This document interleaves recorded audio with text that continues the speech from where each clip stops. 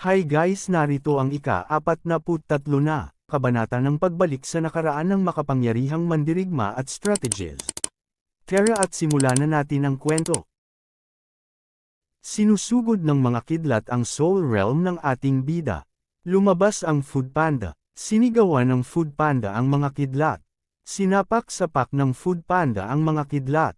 Patuloy na pinagsasapak ng Food Panda ang mga kidlat hanggang sa wasak ang mga kidlat. Ang mga kidlat ay dahan-daang lumalapit sa Soul Realm ng ating bida. Ang mga kidlat ay naabsorb ng Soul Realm ng ating bida. Napalibutan ng kidlat si Nieli.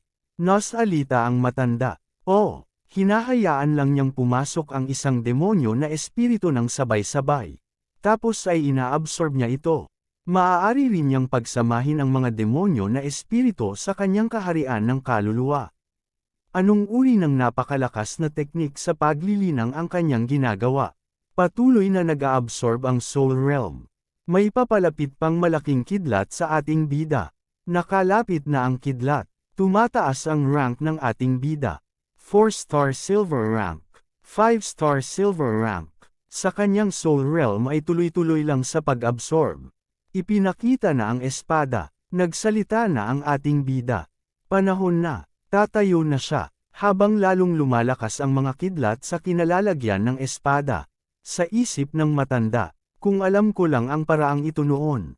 Ang mga ranggo ng alamat ay kailangang magsanay ng mga teknik na uri ng kidlat upang mapanatag ang kanilang katawan sa pakikipaglaban sa espada. Pero dahil sa mga epekto, namatay siya sa edad na 39. Nababalutan ng malakas na kidlat ang espada. Lumuhad ang ating bida sa harap ng espada. Mas lalong lumakas ang mga kidlat na nakapalibot sa espada. Pinaputok ng ating bida ang kanyang mga daliri. Hahawakan na ito. Hahawakan na niya ang espada. Hinawakan na niya ang espada at wala na ang mga kidlat. Dahan-dahan niyang hinuhugot ito. Nahugot na ang espada. Paghugot niya lumakas ang bugzo ng mga kidlat. Nagre-release ito ng napakatinding aura na umabot sa kalangitan. Sa labas ng Heavenly Sacred Border makikita din ang mga kidlat na nanggaling sa loob. Naramdaman ito ng Vice Principal. Ganun din ang City Lord at President ng Alchemy. Nagsalita ang President. City Lord, narinig mo ba iyon? Sumagot ang City Lord. Oo, pero kakaiba, hindi ko matuntan ang pinagmulan nito. Maaaring may mga demonyo na hayop na may ranggo ng alamat malapit sa lungsod ng kaluwalhatian. Hindi ito basta-basta. Tawagan ang mga nasa itaas ng Black Gold rank. Tatalakayin natin ang mga hakbang na dapat gawin. Kumalma na ang kalangitan. Itinaas ng ating bida ang espada. Hinawakan ng dalawang kamay ng ating bida ang espada. Ang espada ay nagre-release ng huling bugzo ng kidlat. Pagkatapos nun ay kumalma na sa loob ng Heavenly Sacred Border. Tinitignan ng ating bida na may hawak na espada na may konting kidlat. Haze, parang mas malakas ito kaysa sa Purple Mist Sword na hawak ko sa nakaraang buhay ko. Ang bagyo ay natapos na. Flink, nilagay ng ating bida ang espada sa kanyang likuran. May nagsalita na isang lumilipad na lalaki. Hindi ko kilala haha. Friendly reminder, talagang hindi hinuhugot ang ganitong uri ng espada mula sa likuran. Huwag ninyong subukan ito sa bahay. Nagsalita na ang ating bida. Kaya, ninunong tagapagtatag na si Yeyan. Nakontrol ko na ito. Naglakad pa palapit ang ating bida. Nagsalita ang matanda. Well, hindi ko inaasahan iyon. Tutuperin ko ang taya at susundin kita. Pero ang aking kaluluwa ay nakakabit sa Thunder God's Meteorite Sword. Ngayon na nakontrol mo na ito, ang aking kaluluwa ay hindi na nakakabit. Mawawala ako sa loob ng ilang araw. Kaya ang aking pangako ay para lang sa mga araw na iyon. Natigilan ng sandali ang dalawa. Bilang tagapagtatag ng lungsod ng kaluwalhatian, paano ako magsisinungaling? Mayroon akong bagay na pag-uugnayin sa iyong kaluluwa. Sumagot ang matanda.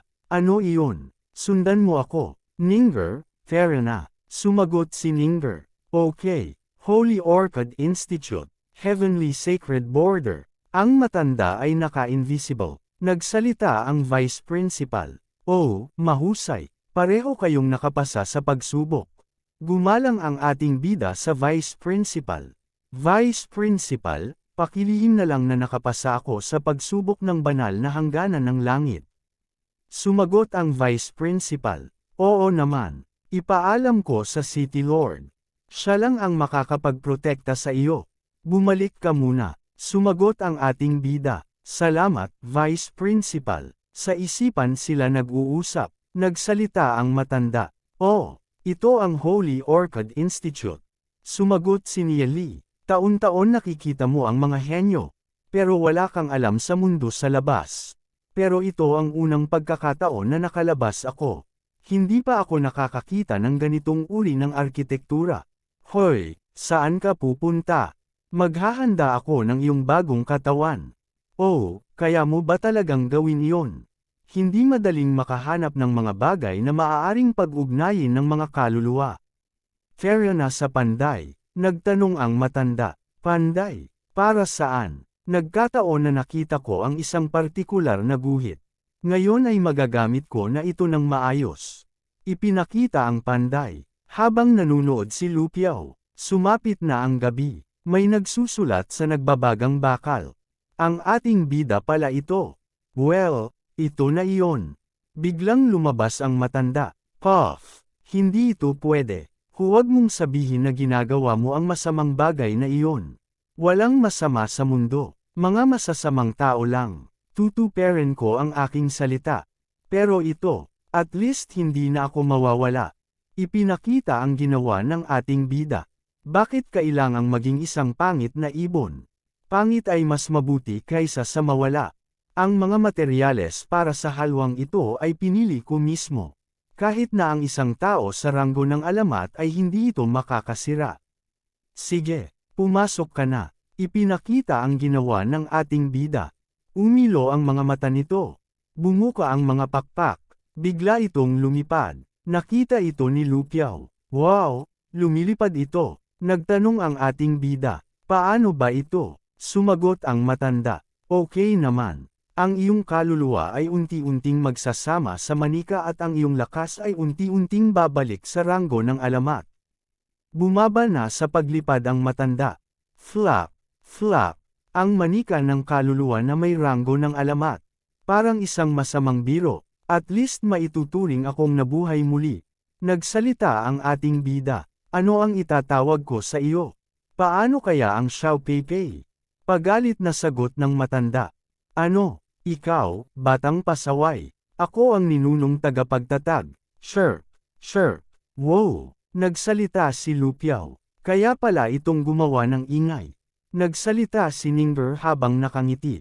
Xiao Feifei. Ang ganda ng pangalan. Dahil gusto ito ni Ningber, tatawagan kang Xiao Peipei sa hinaharap. Tumawa si Lupiao. Xiao Peipei, maglalagay ka ba ng itlog? Biglang tinuka si Lupiao ni Peipei. Nagsalita si Nia Lee. Fair na pabalik.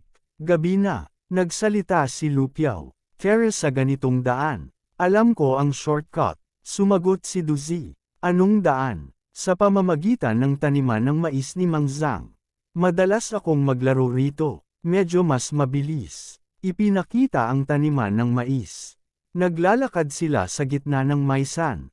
Biglang lumipad si Peipei. Nasalita si Nia Lee. Huminto. Nagtanong si Lupiao. Ano ang nangyari? May napansin ang ating bida. Ganun din si Duzi. Parang may pumapalibot sa kanilang aura. Sumigaw ang ating bida. Humph! Huwag kang magtago. Dahil nagpasya kang lumabas ka na. Flap! May nagsitalunan at napansin ito ng ating bida. Flush! Nakita ito ni Lupiao at nanglaki ang mga mata dahil marami. Pala! Flink! Ipinakita ang dalawang nakaitim na lalaki. Napapalibutan na ang grupo ng ating bida. Sa isip ng ating bida. Lahat ng aming silver rank at pataas. 4 sa kanila ay nasa gold rank. Naglakad pa palapit ang nakaitim na lalaki. Kaya pala nakita mo kami. Mukhang minamaliit kita. Dinala mo ang napakaraming tao. Hindi mo lang ako minamaliit. Nagsalita ng seryoso ang ating bida. Elder Shi-Ming. Ikaw, sa isip ng Elder, Nia Li, hindi kita hahayaang makatakas. Nagutos na ang Elder. Maghanda kayo. Gets closer. Approaches. Sumigaw si Nia Li. Ninger. Duzi. Lupiao. Mag-ingat kayo. Nag-release na ng aura. Halika at kunin mo ako. Nagsalita si Duzi at naglabas ito ng demonyo na espiritu. Tutulungan kita. Nagsalita ang nakaitim na lalaki. Humph, hindi mo ba alam kung anong sitwasyon ang kinalalagyan mo? Sumuko ka na lang. Maaari ka pang mamatay ng mabilis. Habang nag-Super Saiyan ang ating bida. Iyon ang dapat kong sabihin. Natigilan ang nakaitim na lalaki sa sinabi ng ating bida. Nagsalita ang ating bida. Hindi mo ba alam na ang pagpatay sa lungsod ng kaluwalhatian ay parusang kamatayan? Kung susuko ka at sasama ka sa akin para makita ang City Lord, maaari pa kitang hayaang mabuhay. Kung hindi, huwag mo akong sisihin sa pagiging bastos. Natigilan ang mga nakaitim. Nantinginan silang lahat. Habang nakatingin sila sa ating bida, nagtawanan silang lahat. Tumawa din ang Elder. Nagsalita ang Elder. Batang pasaway, gusto kong makita. Paano ka magiging bastos? Tinawag ng ating bida si Peipei. Lumabas si Peipei. Sumugod si Peipei. Fair na. Ku, chirp, chirp. Humph. Mga anak na hindi sumusunod.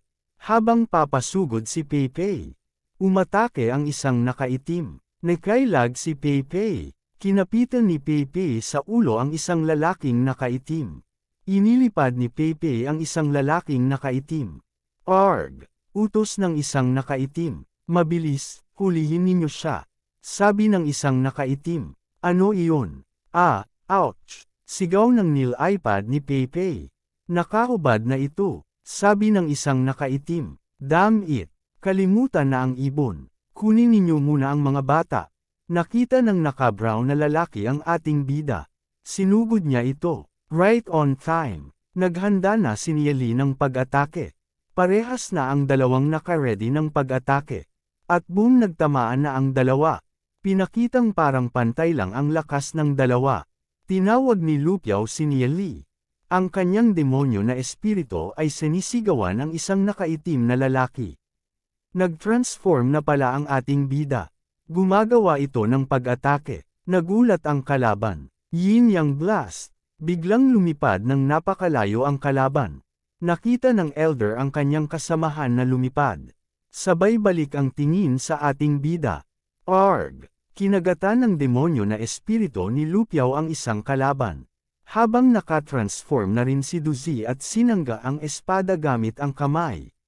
Sa pagsangga ni Duzi sa espada, nagulat ang kalaban. Gumamit ng skill ang ating bida. Gravitational field. Tinamaan ni Duzi ang kalaban. Nagyelo. Tinamaan ng sapak. Thanks, Nia Li. Nagsalita ang Elder. Ang mga batang ito. Paano? May napansin ang Elder. Ang isang kalaban ay nakuryente ng kulay violet. Aambo itong hahawak pa sa kanyang kasamahan.